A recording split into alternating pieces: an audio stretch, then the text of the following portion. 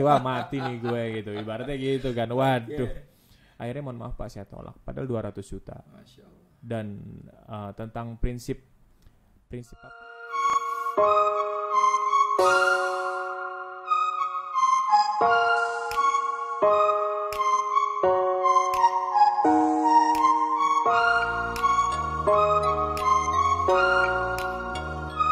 Posting be positive thinking. Halo, assalamualaikum warahmatullahi wabarakatuh. Mas Kholidi Asadil Alam. Ya, waalaikumsalam warahmatullahi wabarakatuh, Mas Irfan. Iya, udah lama ya sejak COVID ini kita baru bisa ketemu lagi ya. Iya, tapi intens komunikasi ya. Ya, kita betul. WhatsApp, kita ya sekali telepon untuk ngomongin program Setiami dan lain segala macam. Betul. Dan terakhir-terakhir ini saya lihat nih sebelum datang ke podcast ini, saya senang sekali nih ngeliat status Mas Kholidi ini lagi sibuk syuting nih sepertinya nih. Sibukan lagi syuting. Saya lihat ada beberapa jadi host dan juga saya lihat ada sinetron juga nih. Ya. Boleh kasih gambaran sedikit nih tentang sibukan hari ini Mas Kholidi? Ya, alhamdulillah bahwasanya kabar yang lumayan baik buat seluruh masyarakat Indonesia ya. Mudah-mudahan pandemi ini juga memang angkanya turun ya. Amin. Angka orang yang kena COVID yang sedang sakit ya, maupun istilahnya bangsa kita istilahnya mau grow up lah atau berkembang lagi, naik lagi untuk menjadi bangsa yang sehat ya. Mudah-mudahan seterusnya. Kita lihat juga iklim di masyarakat udah mulai mobilitasnya tinggi ya kan. Tapi tetaplah kita harus menerapkan 3M ya, masker, jaga jarak, cuci tangan dan segala macam. Nah, alhamdulillah efeknya juga salah satunya dalam kegiatan saya, karena memang saya ini kan public figure atau aktor ya, artis yang image-nya Islami, karena memang saya punya prinsip hanya main di film Islami, sinetron Islami, nerima kerjaan yang Islami tentunya. Di Januari, Februari ketika mau menjelang Ramadan ya, Maret ini juga, April juga, itu pasti saya setiap tahun mulai sibuk. Sibuk syuting sinetron ya, terus ada syuting iklan, pemotretan, nge-host di beberapa program TV, dan itu semuanya ya untuk persiapan Ramadan ya. Sekarang sih alhamdulillah jalan sinetron yang akan tayang di SCTV ya. Kita sudah syuting 6 episode menuju ke 7, ke 8 dan mudah-mudahan seterusnya. Dan insya Allah akan segera tayang, judulnya 17 plus. Oke. Sinetron Itu 17 sinetron plus. khusus Ramadan atau enggak? Sebenarnya sinetron ini gak didesain untuk Ramadan karena harapan dari produsernya jangan hanya tayang di Ramadan, tapi panjang. Jadi kita persiapkan aja karena memang ceritanya ya ada unsur Islaminya karena memang saya perannya di situ sebagai Ustadz ya. Oke, sebagai Ustadz lagi ya. Ya, Emang aslinya Ustadz ya sebenarnya ya. Itu doanya jadi doa ya, Amin. gitu kan. Jadi doa yang istilahnya untuk menjadi tabir lah ya untuk menjaga diri saya. Orang-orang manggil saya sebagian Ustadz, menurutnya jadi doa. Amin. Ya. Karena basically memang keluarga saya dari keluarga pesantren, kakek kiai punya pesantren di Jawa Timur namanya Pesantren Al-Masudi ya. Jadi kakek saya emang dai, emang dakwah pendakwah gitu kan. Berarti Mas Kholidi sebenarnya memang mondok ya, pernah jadi santri juga berarti kan ya? Pernah jadi santri di pesantrennya kakek saya, tapi karena waktu itu istilahnya ustadznya manggil saya Gus kan, kalau di Jawa Timur kan ya, gitu betul. Kan. Saya dari Bangil Jawa Timur manggilnya Gus karena cucunya kiai. Jadi sungkan ngajarnya, kalau saya ibaratnya nakal-nakal dikit gak dimarahin, jadi saya kalau gitu saya jangan ngaji di pesantren yang tahu saya siapa sebenarnya. Saya ngaji yang agak jauh pesantrennya gitu kan. Jadi sempat ngaji sampai dinia gitu. SD, madrasah, SMP, sekolah negeri sambil dinia. Ketika SMA saya hijrah ke Jakarta, pindah ke Jakarta. Tapi amanah ibu abah saya, kamu harus tetap nyari pondok. Karena itu kayak buat kamu mau filter kehidupan di Jakarta. Saya mondok di pesantren Darul Islah di Buncit. Jadi pagi itu ngaji kitabnya Imam Ghazali ya, Ihya Ulumuddin dan lain segala macam ya. Ada Al-Hikam ya, kitab-kitab dari ulama-ulama ya. Yang lainnya, kitab tasawuf itu habis subuh. Terus sekolah, terus yang berkegiatan, malam balik lagi ke pondok itu ya. Ibaratnya santri kalong lah. Jadi kegiatan di pondok, tapi kalau kegiatan pondok ikut. Maksudnya kadang nggak tidur di pondok, saya kan ada tempat tinggal numpang saudara di Jakarta. Jadi memang mondok. Jadi ketika memang image saya Islami ya, saya main di film Islami dan memang itu amanah dari orang tua harus jadi public figure Islami, saya memang tidak mau menerima tawaran yang tidak mendidik. Ya, dari cerita, dari skenario. Tentunya di dalam kesempatan kita ketemu ya dengan keluarga besar Setiami maupun live Instagram sebelumnya kan saya pernah cerita bahwa saya dari usia 19 tahun terpilih dari film Ketika Cinta Bertasbih menjadi aktor ya peran utama, terpilih dari 7.000 orang lebih. 9 kota besar di Indonesia 7.000 orang lebih. 7.000 orang lebih ya. Masya Allah. 9 kota besar di Indonesia dan 1 negara di Mesir ngadain audisi waktu itu ya. Dan saya dikasih kesempatan oleh Allah untuk jadi peran utama. Saya merasa bukan karena saya hebat, tapi ini amanah, innamal a'malu binniyat. Niat saya waktu itu ingin membahagiakan orang tua. Gitu kan. Hanya itu aja. Jadi kalau main film Islami, insya Allah orang tua bangga gitu kan. Jadi ternyata Allah memudahkan ya. Saya nggak ngerasa saingan dengan teman-teman saya, ada 7.000 orang lebih itu. Saya ngerasa kita satu keluarga besar lah yang pengen hadir di Indonesia sebagai pemain film Islami gitu kan. Waktu itu ada persyaratan khusus harus jebolan mondok atau tidak, atau yang hanya acting aja?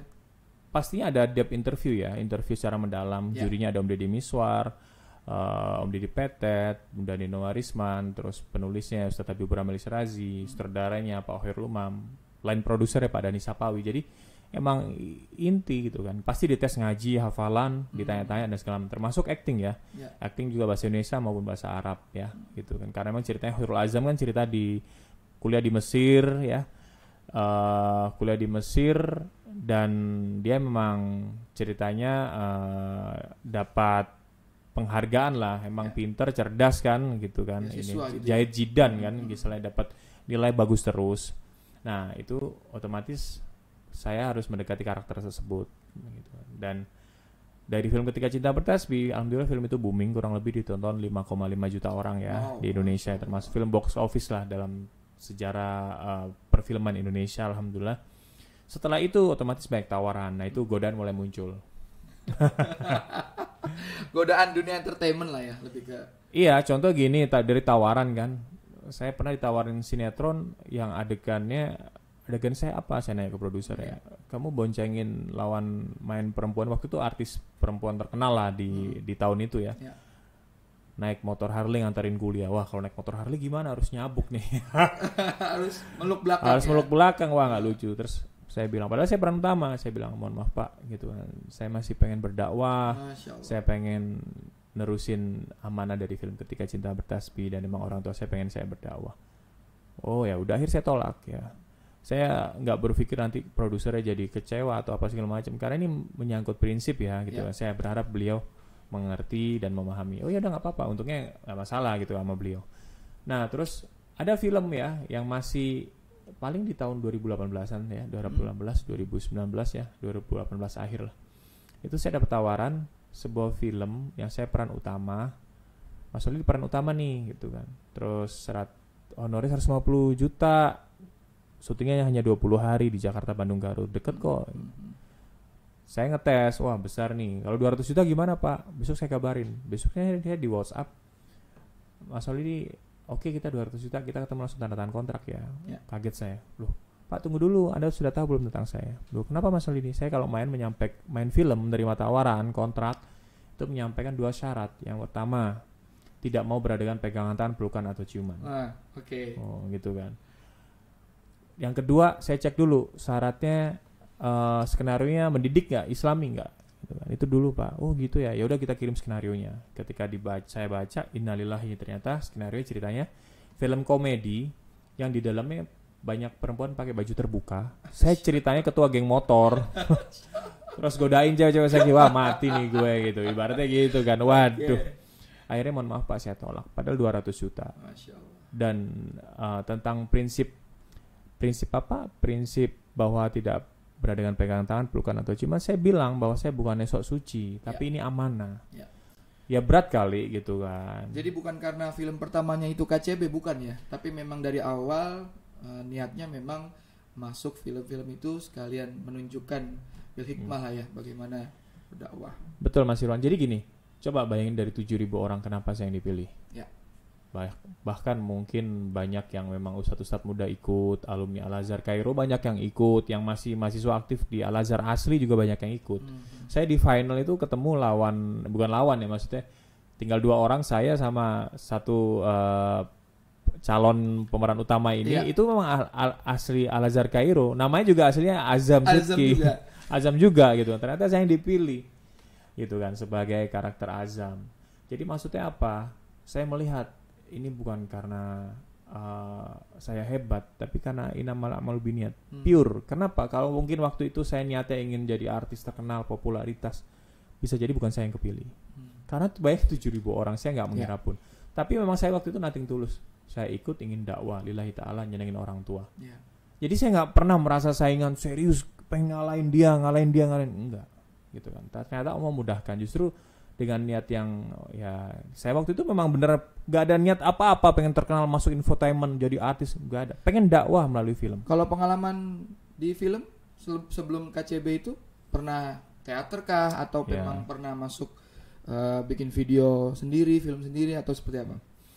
Ya kalau untuk di sebelum main film KCB ya memang saya itu suka teater ya, dari teater SMA, terus pernah gabung di teater Cilung di Pasar Minggu, terus naik lagi saya mencari teater realis ya, karena teater Cilung itu absurd yang bulan gitu kan, itu kan absurd kan gitu kan, karena tujuan saya pengen berdakwah di film, jadi saya nyari teater realis, ternyata teater populer, teaternya Pak Teguh Karya, sineas senior di Indonesia.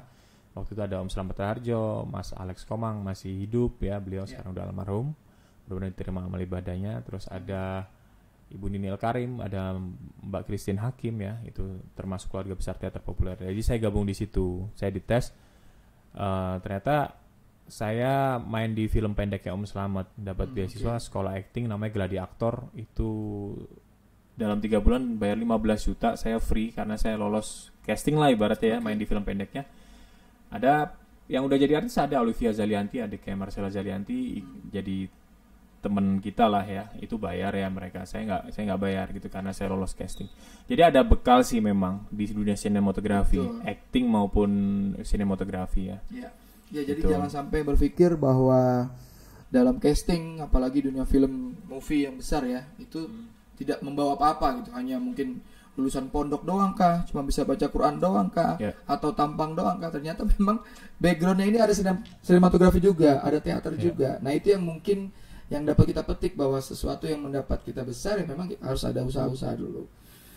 Ya itu penting banget ya, karena kita harus tahu tujuan kita kemana gitu kan. Kemarin itu saya nonton film karena memang selain saya sekarang syuting sinetron, terus pegang host di televisi ya, di SCTV, terus kemarin ada RTV juga ya, yang tayang ada di Ramadan untuk di SCTV, udah running nih gitu kan, running syuting terus tayang ya, di OTT di video.com ya. Terus saya juga merambah karir sebagai sutradara kan, nah itu tujuan saya juga sama gitu kan. Mungkin ibarat kata pemain bola nggak selamanya akan bermain kan. Kayak, akan jadi pelatih juga. Iya, akan pelatih juga kayak Pirlo, Ole Gunnar Solskjaer gitu kan. Jadi pasti akan jadi pelatih ya. Jadi sekarang saya bangun karir bikin film-film pendek, dan hampir tiap hari saya nonton film. Film panjang, film Hollywood, film India, film Asia, film apa aja saya tonton. Ya, jadi ada keinginan buat sutradara tuh nggak asal karena jadi artis, jadi pengalamannya cuma diambil jadi artis, tapi juga dipelajari juga ya film-film. Ya betul, kalau Mas Ifran tadi nanya, emang ternyata mau jadi artis pun bukan hanya karena basically pesantren, tapi harus ada yang dibangun, ada basic teaternya juga ya Mas. Saya bilang iya, kemarin kebetulan saya nonton film India, judulnya India yang mana, yang baru? Tapi baru ya. nggak yang India joget-joget gitu ya gitu kan, karena di Netflix kan gitu kan, jadi lebih pangsanya lebih untuk global gitu ya. Kan modern kayak film Hollywood, judulnya Paglait judulnya ya, kayak Paglait kalau nggak salah. Itu quote-nya bagus gitu kan, di ending filmnya bagus, ini saya share aja. Dia mengatakan bahwa jika kita tidak menentukan jalan kita akan ditentukan orang lain. Semua harus berubah, ada dia. Itu tagline mereka ya filmnya ya. Ya itu message-nya, quotes-nya. Jadi ya mungkin kita sering dengan kalimat itu ya. Saya juga sering bahasa dengar Indianya apa bahasa Indianya? Nggak apa. Kari-kari tatar biasa gitu.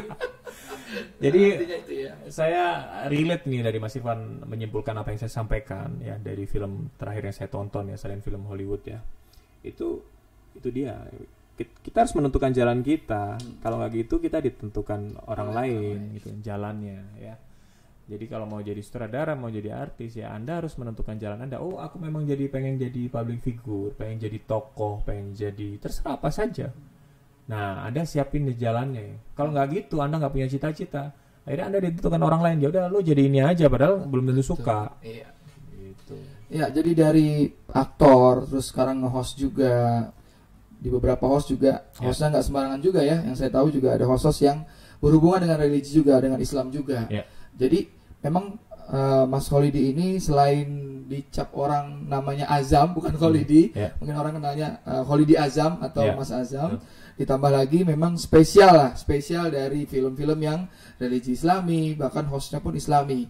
Ada beban nggak sih menyandang seperti itu? Nggak ada. Saya itu ngalami beban itu mungkin di setahun, 2 tahun, 3 tahun pertama kali jadi artis ya.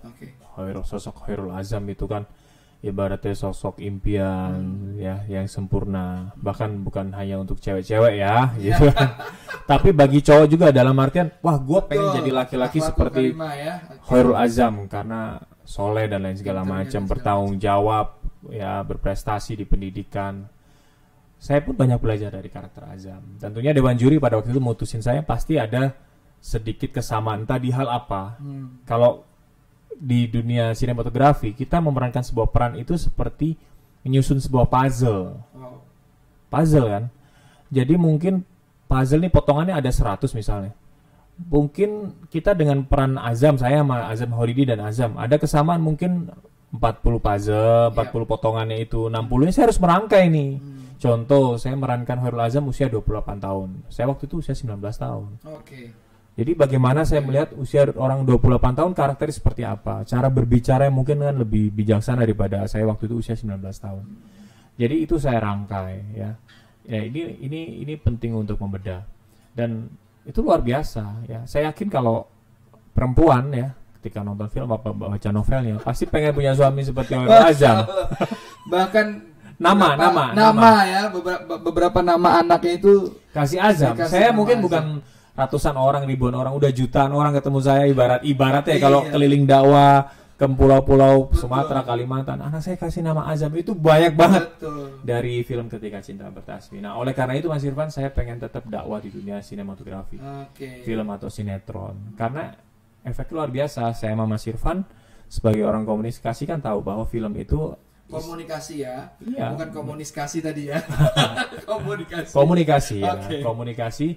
Jadi kita tahu bahwa orang-orang komunikasi bahwa menyadari film itu secara ilmiah memang termasuk media modern kan di teori komunikasi, dan orang itu bisa terpengaruh dari film. Film itu bisa merubah perilaku orang. Bahkan hidup orang banyak terinspirasi dari film. Peradaban juga, buat alat propaganda juga. Jadi kita gunakan film itu sebagai wasilah lah, media dakwah. Contoh begini ya, saya pernah ngisi kajian di Masjid Al-Falah di Jakarta Timur. Waktu itu rumah saya di Kalibata, saya naik motor aja lah. Kajian, selesai ngisi kajian, duha, saya turun ke parkir motor. Tiba-tiba ada mbak-mbak, ukti-ukti. Assalamualaikum Mas Sudi, waalaikumsalam. Mas, saya terima kasih banyak. Saya kira karena saya ngisi kajian. Oh ya Mbak, terima kasih apa? Sama-sama Mbak. Saya dulu sebelum nonton film Ketika Cinta Bertasbih belum pakai hijab. Masya Allah. Nonton jadi pakai hijab saya. Nonton kedua saya jadi pakai hijab besar. Nonton ketiga pakai hijab besar plus pakaian saya semuanya udah syar'i katanya. Ya semua jilbab kata ulama-ulama di NU ya syar'i maksudnya, tapi ada yang jilbab besar gitu kan. Nah, oh gitu ya Mbak. Oh ya alhamdulillah. Jadi itu efek sebuah film. Makanya Mas Irfan hati-hati kalau nonton film Ketika Cinta Bertasbih ya. Jadi saya jadi ntar pakai hijab ya, jangan. Bercanda ya. Jadi efek dari sebuah film itu seperti itu. Betul. Jadi Mas Azam ini atau Kholidi ini bahkan melihat dari salah satu media entertain yang mungkin orang lihatnya dunia gemerlap segala macam ya. Jadi dia dijadikan salah satu media dakwah juga ya, untuk merubah seseorang, untuk taat pada Allah juga ya. Nah itu adalah salah satu poin plus mungkin yang kenapa Institut Setiami memilih Mas Kholidi nih sebagai brand ambassador. Ya, terima kasih banyak. Ya, jadi saya salah satu yang termasuk pendukung juga. Terima kasih, dan salah satu yang mediasi juga ke beberapa pimpinan. Betul. Terima kasih. Memang, tapi Mas Kholidi kan belum tahu Setiami ini dulu kan, belum tahu Setiami itu kampus apa dan kenapa aktor-aktor yang Muslim atau yang religi kok dipilih. Nah mungkin Mas Kholidi ngeliat Setiami waktu itu seperti apa? Waktu sebelum menjadi BA atau bergabung? Iya, sebelum tahun lalu ya, sebelum pandemi. Kita kan 2019 ya, saya diundang ke acara Setiami ya, itu kan acara Siap 2019 itu kurang lebih 3.400-an orang ya, di hall di Smesco ya, di Gatot Subroto di Jakarta Selatan. Kaget saya awal, saya dijemput Mas Dedi dari parkiran, didampingin terus. Saya dapat info dari teman saya, ini Setiami mengundang, ya silakan, oke, datang. Saya masuk hall, Masya Allah ramai banget, ada 3.400. Saya kira dikit maksudnya. Saya kira acara mahasiswa yang di hall auditorium mungkin 500 orang. Itu kan saya juga sering ngisi kampus-kampus hampir seluruh Indonesia, kampus negeri maupun swasta. Ini 3.400, kaget saya. Dijamu, terus duduk di depan, giliran saya maju, itu antusiasme luar biasa. Dan saya menyampaikan kan waktu itu materi ya, sedikit aja dari kitab Ta'lim Muta'alim ya, dari saya di pesantren, itu tentang teman-teman jangan sia-sia nih kalau kuliah, untuk mendapat ilmu bermanfaat itu ada 3. 1, hormati muara ilmu. Siapa muara ilmu? Guru, dosen kita. Jadi mohon maaf kalau ada yang ngelawan dosen, jangan berharap dapat ilmu bermanfaat, gitu kan. Jadi kita harus hormati. Kedua, hormati kitab ya, buku. Makanya rata-rata kalau kita sekolah SD, saya zaman dulu masih yang ranking 1 pasti bukunya itu sampul coklat, sampul plastik. Pasti rapi. Ada namanya, rajin gitu. Kan hormati buku kan, ibarat gitu kan. Cewek biasanya gitu kan. Tapi hormati buku, bener kan? Gitu kan. Yang ketiga, jadi nggak ada istilah habis baca taruh bawah itu kan, hormatin. Kata kita dapat ilmu muaranya wasilahnya salah satu dari buku. Yang ketiga yaitu kelas. Jadi mohon maaf kalau nggak ada dosen, nggak ada guru, jangan nakal di kelas, jangan bercanda atau bikin konten yang jelek atau pacaran di kelas, itu pada rame kan, gitu kan.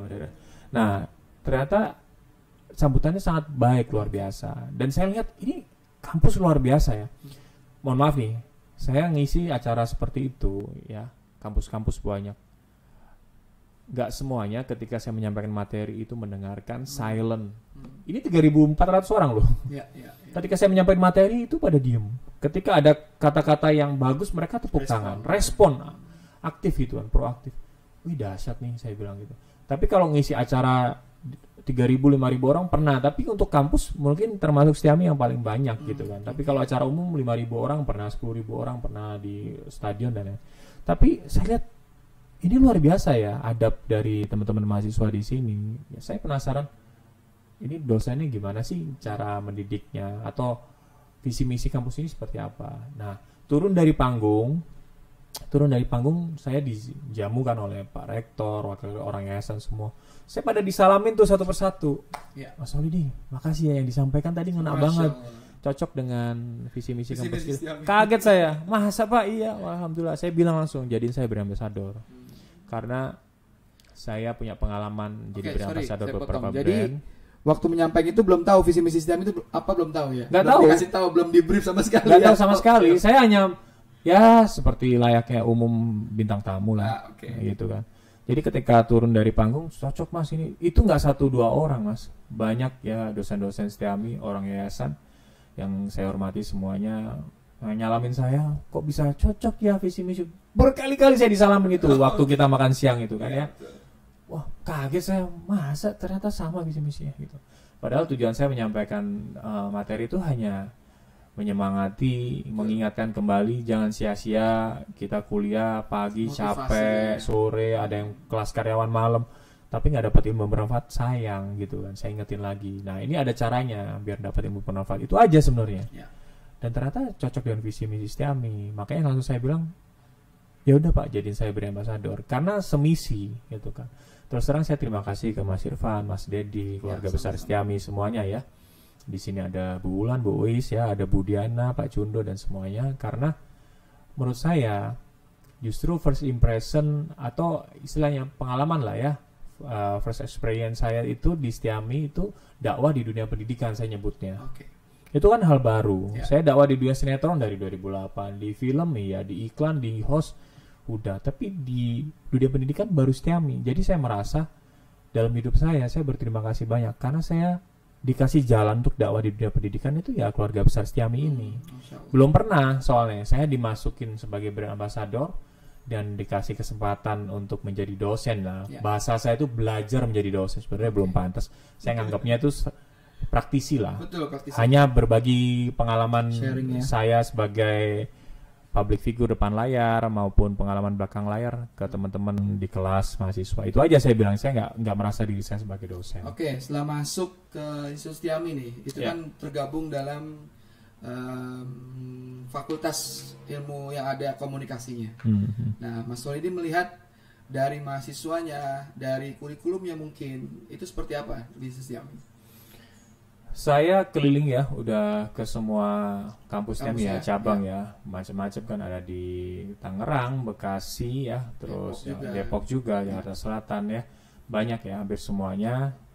Dan gini nih, saya itu masih takjub, terus terang. Oke. Saya tinggal di Jakarta dari tahun 2004 loh ya, dari SMP lulus SMP usia 14 tahun, SMA saya di Jakarta. Jadi saya bukan orang baru di Jakarta 2004. Nah, SMA di Jakarta, jadi tahu lah anak Jakarta seperti apa tahu ya, gitu kan. Dan saya takjub mahasiswi Setiami salim ke dosennya. Pernah lihat ya juga ya, atau dikasih tahu Lah, juga ya, diinfoin ya. Saya waktu disalimin sendiri. waktu masuk ke kelas itu disalimin, disalin, kaget ya? gitu kan. Terus saya dikasih tahu dosen emang di sini begitu. Jadi saya amazing ya, gitu kan. Takjub saya, serius. Saya ngisi acara di Malaysia, Brunei, Hong Kong sering juga kan. Ya, Untuk di kampus-kampus juga sering kan jadi pembicara. Dari Sabang sampai Merauke, Sumatera, Kalimantan, apalagi Pulau Jawa, pasti sering saya ngisi di kampus-kampus negeri maupun swasta. Nah, menurut saya Setiami ini luar biasa ya. Bisa menerapkan budaya, adab yang masih tidak bisa ditinggalkan ya, yaitu salim ke dosen ya. Wah, ini ngormatin. Pantesan waktu itu saya di panggung ketika menyampaikan motivasi, menurut mereka bagus. Mereka mendengarkan. Kadang ada yang akhir sendiri, apalagi sekarang gadget ya. Betul. Ada yang main ini enggak. Dan anak milenial kan bosenan sebenarnya ya. Ya betul. Jadi memang kalau saya ngomong juga mungkin kalau pada diam, pada mendengarkan juga aneh juga ya, karena milenial kan suka bosenan, suka main sibuk sendiri. Dan itu 3.400 orang di acara Setiami Siap itu, saya melihat ini serius nih, saya didengar seserius ini gitu kan. Saya sampai bertanya sendiri ke diri saya kan, karena kan atmosfernya luar biasa ya. Kadang-kala kan ada gini, depannya doang diam, yang sana berisik gitu, yang belakang berisik. Ini enggak, serius. Saya ketika menyampaikan materi itu silent, mendengarkan. Ketika saya menyampaikan kalimat yang bagus, poin-poin yang bagus, poin besarnya ya, poin interestnya, mereka tepuk tangan, respon. Ternyata emang itu saya baru tahu ketika saya masuk ke Setiami jadi brand ambassador. Ternyata emang itu menjadi didikan dosen-dosen di sini. Hormat kepada guru, kepada dosen. Contoh misalnya di kelas sekarang mungkin masih kelas online ya, di grup kelas itu ketika ngasih info pasti semuanya respon, baik Pak, terima kasih Pak, apa gitu kan, komunikatif ya. Bahkan doain kita juga, dosennya juga. Jadi ya menurut saya gini Mas Ivan, ya Indonesia berapa ratus universitas sih, kampus ya, institut ya, saya kurang tahu jumlahnya yang terperinci di Kemendikbud atau di Kemendikbud lah ya, itu kan. Tapi yang saya melihat kalau untuk mencetak orang pinter doang banyak. Gitu kan. Ibaratnya Indonesia kan yang selalu kita dengar dari zaman dulu kan, orang pinter di Indonesia banyak, tapi orang jujur yang susah. Bener nggak? Betul. Maksudnya orang yang beradab itu susah. Ada beretika, bermoral ya. Ya, itu kan. Nah, seperti tagline Setiami kan. Iya, berakhlak mulia. Ya. Jadi saya senang banget, ini seperti kayak rumah saya kedua Setiami. Karena visi misinya sama. Saya dakwah ya tujuannya itu. Kalau mencetak orang pintar udah banyak tempat-tempat, lembaga, kampus, institut mencetak orang pintar doang. Tapi mencetak orang yang punya integritas, apalagi sekarang kan memang integritas lagi naik. Apa itu integritas? Termasuk kejujuran.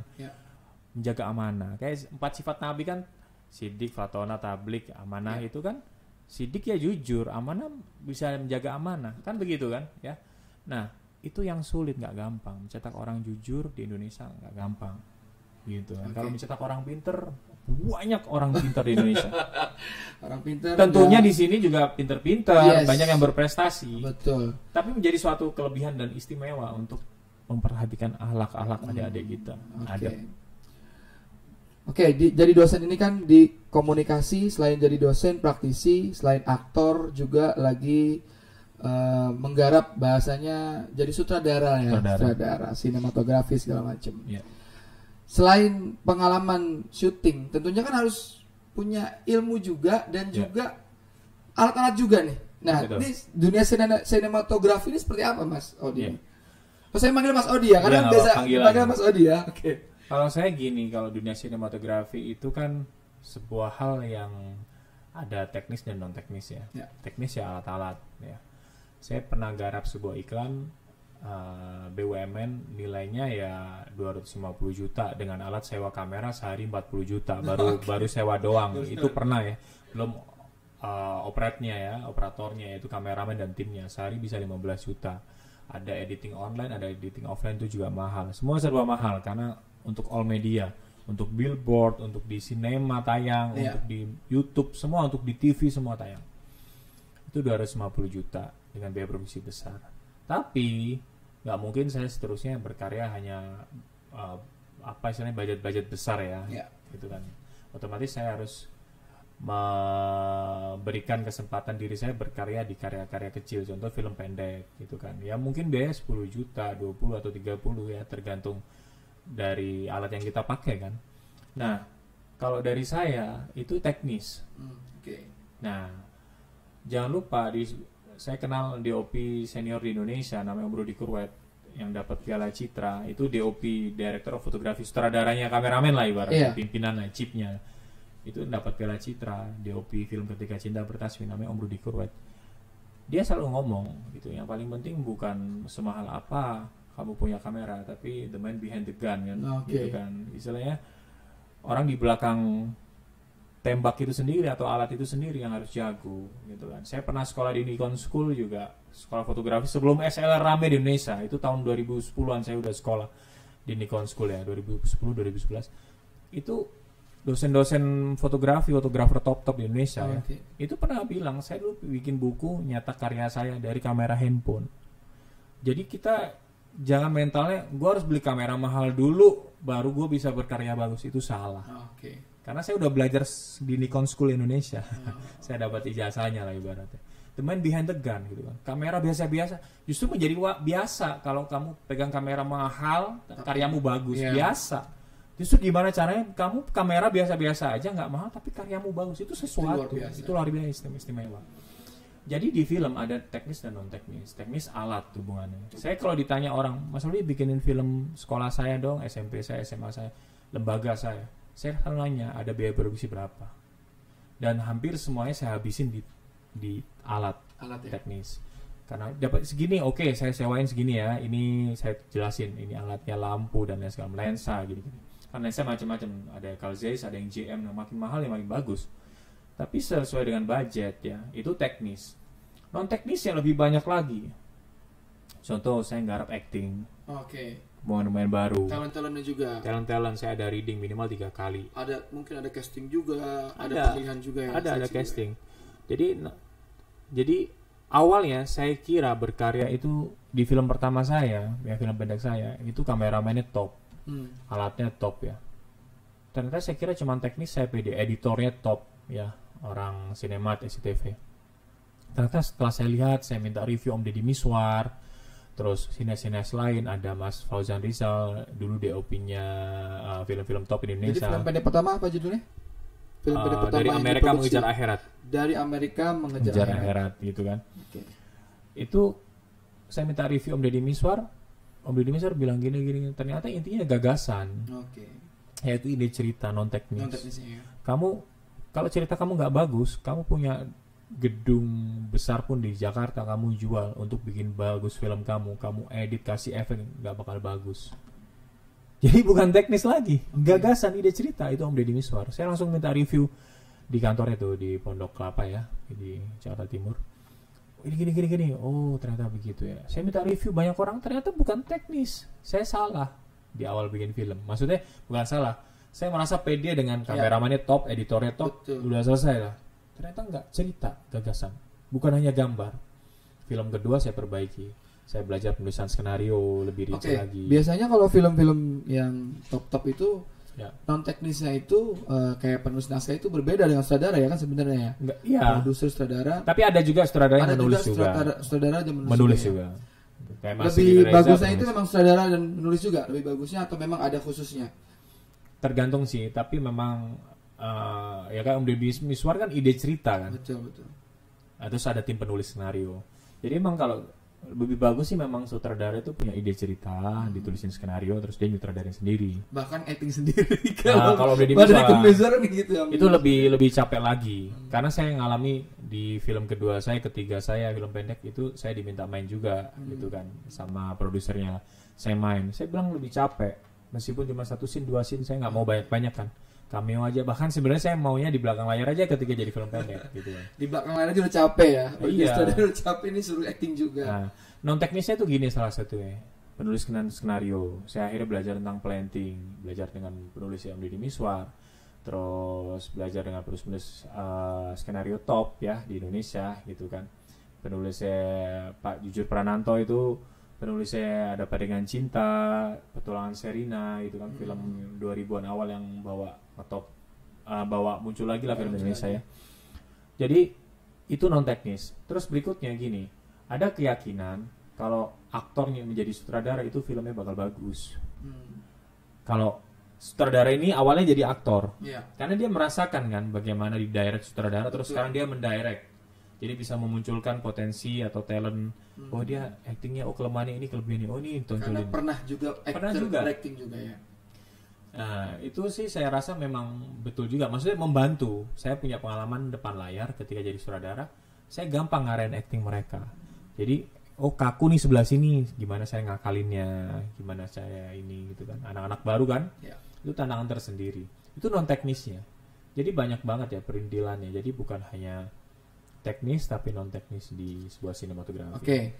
Mas Odi baik lagi nih. Ketika Cinta Bertasbih itu kan film yang memang benar-benar mengenalkan Mas Kholidi ke masyarakat ya, ke tanah air gitu. Bahkan sampai luar negeri juga.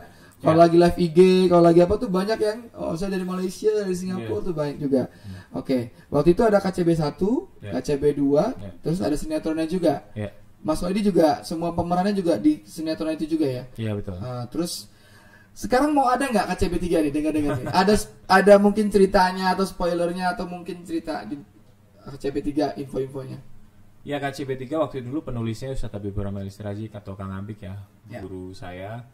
Itu pernah saya antar ke bandara dari Depok ya, beliau di perjalanan ngomong, Kholidi minta syuting di mana? Film ketiga. Langsung gitu. Lah, saya apa kata Kang Abik, saya bilang gitu kan. Saya kan hanya pemainnya doang gitu.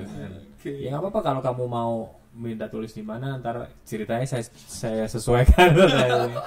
Saya bilang alhamdulillah kayak bagus ya Kang Abik. Oh iya gitu kan. Maroko bagus gitu kan. Ini. Ya boleh juga itu gini.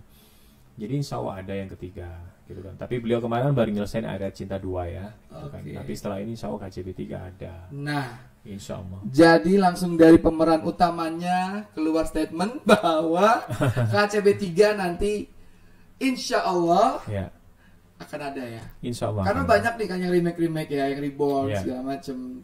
Yang bahkan bukan hanya ceritanya, tapi pemainnya juga ganti. Tapi ada juga yang masih pakai pemain-pemain lama. Nah ini kemungkinan pemain-pemain lamanya masih ikut semua ya kemungkinan ya.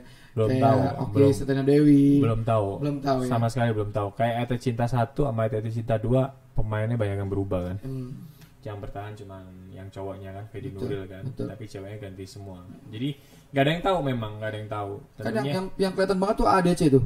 Wah itu kan dari yang kurus-kurus zaman SMA sekarang jadi gemuk-gemuk. Sama gitu kan, KCB juga pasti. Saya udah jadi bapak-bapak gemuk gitu kan. Karena anak 2 ya bapak-bapak. Kalau anak 3 kan bapak-bapak ya. Anak 2 bapak. Yang perempuannya jadi ibu-ibu semua. Jadi pasti ada perbedaan. Tapi ya balik lagi sebuah film itu tergantung dari cerita. Oke. Film KCB menarik ya karena ceritanya. Oke. Film yang bombastis di Indonesia pasti karena cerita. Dan di Indonesia memang kalau saya lihat paling laku itu memang diadaptasi dari novel, Ya. dari buku dan segala macam. Hmm. KCB 3 udah ada bukunya berarti ya? Ya harus novel dulu Oh, memang. harus novel dulu. Ya. Atau seperti waktu Evel I'm in Love, filmnya dulu baru ada novelnya. Oh, Kalau nggak iya. salah gitu. Jadi semua skrip yang ada di film itu Dijadiin akhirnya cerita, dijadiin jadi cerita, buku. novel. Kalau film ada dua emang, ada film yang ngetop booming, akhirnya dijadiin buku juga ada kan, atau kebalikan. Kalau KCB pastinya dari novel dulu. Jadi yang jelas harus keluar dulu, yang ketiga baru. Oke. Nah, Mas Odi, kalau di judul nanti kita bikin KCB 3 akan hadir itu, Kak Epik marah nggak kira-kira? Wah, kok udah dibocorin atau bagaimana? Tapi saya sih kemarin lihat di YouTube ada Mbak Oki Setiadewi, ada Mas Khalidi kan berdua tuh, ada talk show juga tuh, membahas juga bahwa KCB 3 nanti ada. Nah, seandainya nanti kita jadiin judul, it's okay ya, nggak masalah ya. Gak ada masalah. Nggak ada masalah. Gak ada Justru masalah buat saya. bisa ditunggu-tunggu Ya. buat yang ngikutin bukunya juga dan juga ngikutin filmnya juga. Ya insya Allah pasti banyak yang berharap. Karena gini, film Ketika Cinta Bertasbih itu bawa efek yang banyak ya untuk Banyak masyarakat nilai-nilai yang Indonesia ya. dimunculkan juga ya. Contoh tentang istilah ta'aruf, baru populer dari film Ketika Cinta Bertasbih. Oke. Dulu masyarakat Indonesia apa sih ta'aruf itu? Banyak teman-teman artis saya, Holidi ta'aruf itu apa? Itu dari film Ketika Cinta Bertasbih. Tak kenal maka tak Sayang, aruf. ya. Nah berikutnya ada tentang hitbah. Padahal ya hitbah lamaran, tapi ini kan bahasa Islamnya ya, hitbah. Itu dari film Ketika Cinta Bertasbih. Tentang jilbab besar dari film Ketika Cinta Bertasbih. Dan saya real gitu kan, bahwa saya film itu bisa ngangkat derajat orang. Salah satunya ya teman-teman yang dari Indonesia yang kuliah di Al Azhar Kairo kayak Hurul Azam. Dulu kan lulusan Al Azhar Kairo mau jadi apa di Indonesia gitu kan. Ibaratnya sekarang kan selain jadi banyak ustadz ya memang jurusan agama doang kan. Iya. Itu kan salah satunya jadi dari film itu katanya naik derajatnya. Jadi pulang ke Indonesia banyak yang mau jodohin anaknya itu karena film Ketika Cinta Bertasbih katanya. Banyak membawa efek juga ya. Banyak Nah, yang perfect ya. Setelah Mas Khalidi jadi Azam, terus saya juga melihat Mas Khalidi masih membawa pesan-pesan positif nih. Bikin beberapa gerakan kayak ada gue pede, Ya. terus juga mungkin ada beberapa anak yatim juga Ya, betul. segala macam. Nah, boleh ceritain tentang gue pede dan juga Ya. ada santunan-santunan juga nih. Ya, gue pede perbaiki diri. Jadi gerakan perbaiki diri. Dari kan jadi GPD kan sebenarnya gerakan perbaiki diri. Tapi teman-teman jadi gue pede perbaiki diri itu kan. Maksud perbaiki diri kan. Ya, kan al insanu mahalul khata' wa nisan, manusia tempatnya salah dan lupa. Al imanu jazidu wa yanqus, itu kan iman naik turun. Jadi emang ternyata tiap hari kita harus memperbaiki diri gitu. Dan saya gini, dulu banyak ya tokoh-tokoh di Indonesia ya, tokoh-tokoh apapun itu. Saya mengagumi sebelum saya jadi public figure. Wah, orang ini di TV gini. Ketika saya jadi public figure, sering ketemu satu acara. Diundang TV A, B, C, D, E, TV One, Yang dulu Metro TV, cuman nonton doang dari TV ya. TVRI dan lain segala macam. Ya mohon maaf, ternyata just only human. Oke. Just only human itu nggak semuanya saya bilang. Ternyata juga pasti ada kekurangannya. Saya pun juga banyak dosa, banyak kehilafan. Jadi di situ saya melihat, oh ternyata ya semua manusia sama, pasti punya kekurangan, punya kelebihan. Beliau kelebihannya banyak, ternyata juga ada kekurangannya. Iya. Di sinilah saya menyimpulkan, ternyata perbaiki diri itu ya tiap hari dan untuk semua orang. Jangan merasa diri kita udah baik, gue udah baik nih. Itu udah berarti tidak baik dong, merasa baik, bener nggak? Baik. Kan nggak ada memperbaiki diri, pembaruan gitu kan. Disitulah saya mencetuskan salah satunya, yaitu kan, oh semua orang ya punya kekurangan. Bahkan ada istilah hari ini jika lebih baik dari hari kemarin termasuk orang yang beruntung. Ya. Tapi kalau hari ini sama saja dengan hari yang kemarin, Ya, merugi merugi. orangnya. Lebih parahnya lagi kalau hari ini lebih tidak baik dari hari kemarin, itu celaka. Ya, kan khairunas anfa'uhum linnas ya. Ya. Orang sebaik-baiknya manusia yang paling Bermanfaat. bermanfaat. Nah, saya bikinlah 2013 gerakan perbaiki diri. Sebenarnya waktu itu teman-teman saya bikin fanbase, Oke. fanbase artis ini, fanbase artis ini. Tapi saya melihat waktu itu kayak jadi childish ya, fanbase ya, ngefans kayak anak ABG banget gitu kan. Iya, oke. Saya kan harus lebih mature nih, akhirnya bikin komunitas lebih serius kan. Namanya gerakan perbaiki diri. Tujuannya apa? ya karena saya pemain film, public figure pasti punya fans. Ya.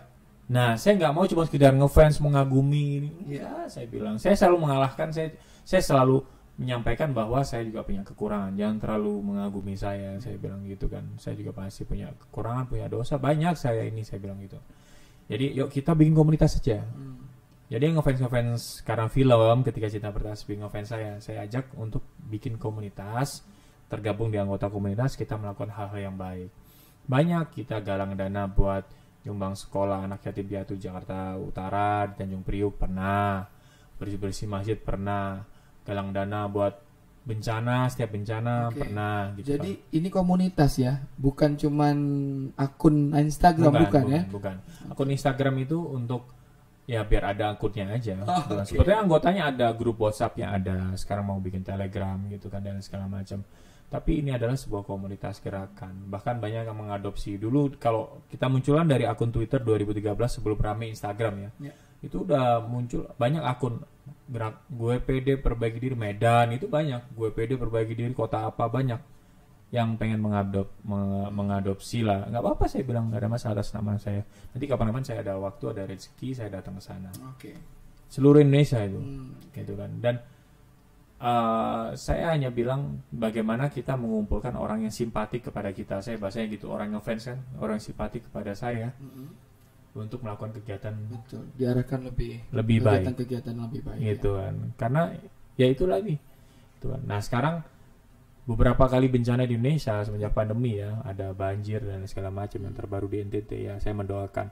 Saya menyuruh silakan Anda kalau punya rezeki yang lebih nyumbang terhadap akun-akun yang menggalang dana. Karena terus terang saat ini saya semenjak pandemi saya nggak bikin galang dana ya. Karena saya melihat ya banyak juga orang butuh dana gitu kan. Jadi kayak saya nggak sampai hati untuk bikin galang dana. Gitu kan. Nyambung ke pandemi. Kita tahu pandemi dikiranya cuma 2 bulan, nggak taunya udah lebih dari setahun. Dan ini hampir Ramadan yang kedua setelah pandemi kemarin. Mas Holidi merasakan langsungkah dan juga melihat Ramadan terakhir kemarin dan juga Ramadan saat ini ke depan, ada motivasi apa atau ada target apa? Ya kalau saya sendiri ini ya, Ramadan tahun ini antara sudah normal maupun belum sih ya gitu kan. Apalagi pemerintah menyampaikan dilarang mudik, itu udah bikin shock juga kan, banyak orang kan gitu kan, nggak bisa lebaran lagi nih kita 2 kali di kampung kan, saya kan di Jawa Timur gitu. Terus berikutnya di tahun ini saya yang jelas pasti sering puasa di lokasi syuting. Karena lagi syuting ya, nge-host juga, stripping sinetron nge-host juga, tapi nggak masalah, itu menjadi hal yang wajar gitu kan. Jadi paling sebelum buka puasa break, buka puasa gitu kan, terus habis itu makannya lebih gede. Karena sambil bekerja itu lebih besar. Karena habis sahur terus kerja pagi-pagi kadang ngantuk ya, itu tantangannya. Memerangi nafsu juga berarti.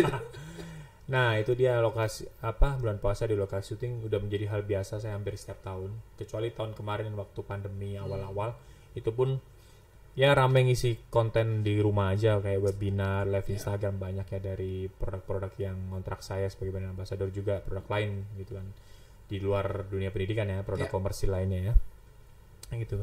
Nah itu dia yang menjadi hal yang baru. Tentunya semua orang pasti pengen taraweh bareng lagi di masjid dan segala macam. Bonus kayak nggak tahu juga apakah sudah boleh atau tidak untuk taraweh nanti ya. Sholat Jumat sih udah kalau boleh. DMI sih bilang boleh, DMI. Boleh ya. Mungkin pemerintah sama DMI relate nggak sih?